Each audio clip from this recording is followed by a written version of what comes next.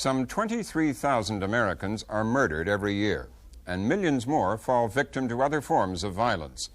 Until recently, the problem has been left mainly to the police and the courts, but now some are beginning to see violence as a public health problem as well. Judy Woodruff has more.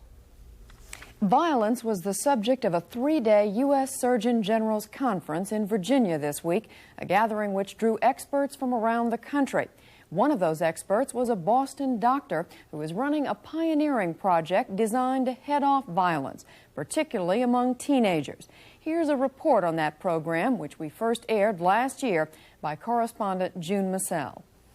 What you're about to see is a murder, recorded on a surveillance camera during a holdup in a Los Angeles grocery store. Behind the trigger was a teenager.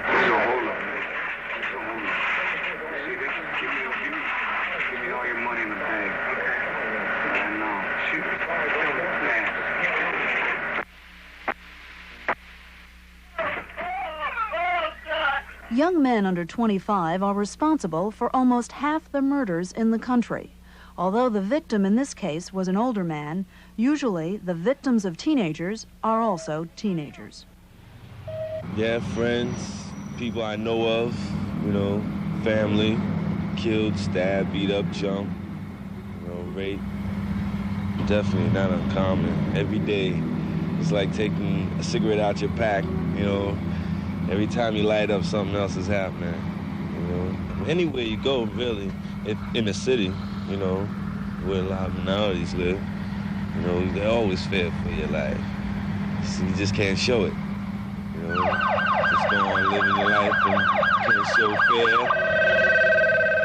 Boston, Massachusetts, April 1984.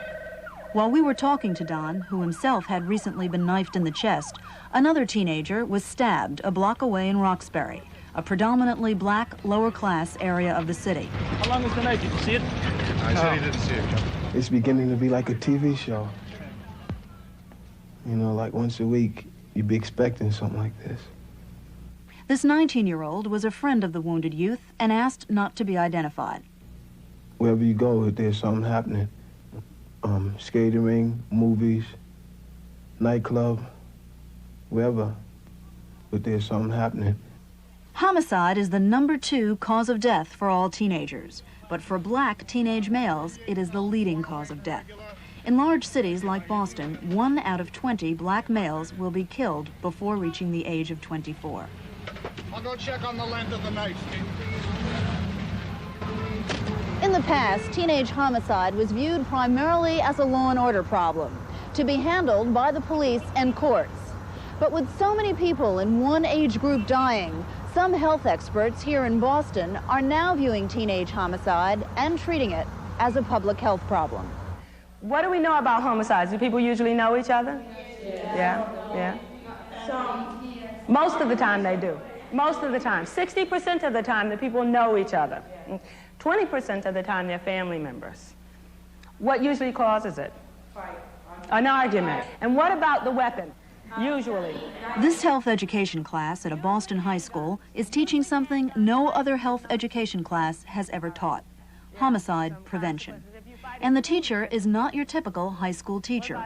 Dr. Deborah Stith is a medical doctor with a specialty in internal medicine and a commitment to help underprivileged teenagers deal with the frustration and rage that sometimes lead to violence and murder.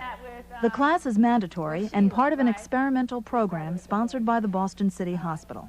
If you're a teenager growing up in urban Boston, particularly if you're black, there's a lot to be angry about. The limited education, the limited job opportunities that are available, the kind of racism that you come across just in moving about shopping downtown. There's a lot to be angry about. And the course is designed to have kids claim that anger. But then look at creative alternatives when you talk about what to do when you're responding to that.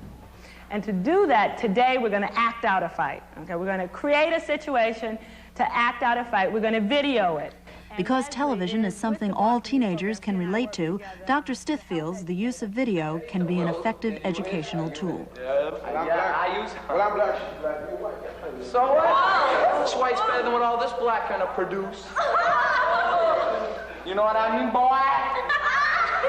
Come on, baby, let's go. excuse me. What? But you just crawled back into your hole, right? Kids are attracted to video. We like to see ourselves, and seeing yourself on television and getting to play it back is very exciting. But more than that, it allows us to play the behavior back and stop it at particular points and look at body language and look at facial expressions and look at those components that come together to make a fight. And with that, we can have them look at the behavior and talk about preventing it. See, what's very interesting is when you watch this fight, Scott gets very provocative. That's right.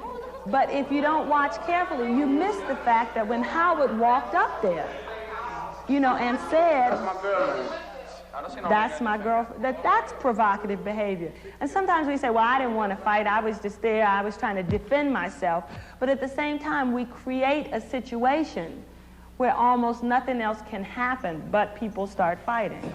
The students are encouraged to explore why the need to fight is often greater than the need to walk away. If you say you're walking down the street with your boys and these other good boys, one boy comes up and chumps you, and then the other one's looking at it like, oh God, you got chumped by a little kid. Then you feel embarrassed. So if you beat the person up, you don't feel embarrassed. Then you go walk home and be like, yeah, you know. A chump is street talk for a coward, someone who's too afraid to fight. The personal embarrassment caused by not standing up to a fight is frequently intensified by peer pressure. So first of all, the crowd was egging the whole thing on by saying, ooh, here comes Howard, here comes Howard, all right. And then Howard came up to him, all right. We always have that option of not confronting a situation or leaving a situation. And when you're in a setting where there are friends and other people around, if you're going to confront the situation, you're probably going to wind up in a fight. Outside the classroom, on the streets of Roxbury, the teenage homicide rate is 4 times the national average. It is still too soon to know whether Dr. Stith's homicide prevention course will have an impact on behavior and reduce the violence. But a leading authority on black homicide praises the class as an important first step towards that goal.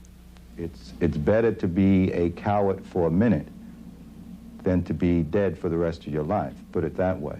And I think that if she presents this to youth who frequently see no other alternatives, I think that her program has a great chance to succeed and to influence the community.